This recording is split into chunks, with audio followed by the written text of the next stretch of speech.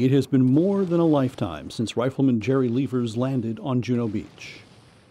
His campaign in Normandy was cut perilously short by a German machine gunner a couple of hours after landing with the Royal Winnipeg Rifles. Wounded in the thigh in a field outside of the village of St. Croix-sur-Mer, Levers was evacuated to England, where he was interviewed by CBC Radio. It was about 3 miles inland. We were just going into a small town called St. Croix-sur-Mer. That was our second objective. What would you say were the things you remember most about the whole show, Gerry? The way the Canadians went in. They were like a bunch of veterans who'd been under fire for 4 years. Hearing his voice was quite surrealistic. Gerry Levers returned to combat and survived the war.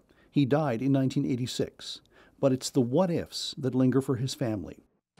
Levers' wound wasn't debilitating when it could have been, and it took him out of the line the day before the Nazis murdered captured Canadians who were part of his regiment.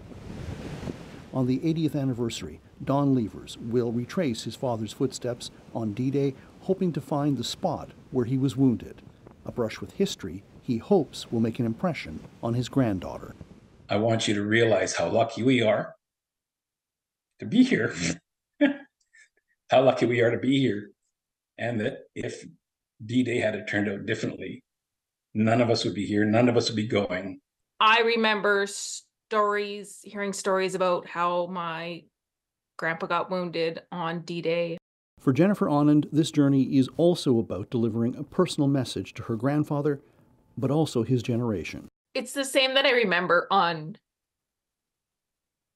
any Remembrance Day, is just thank you.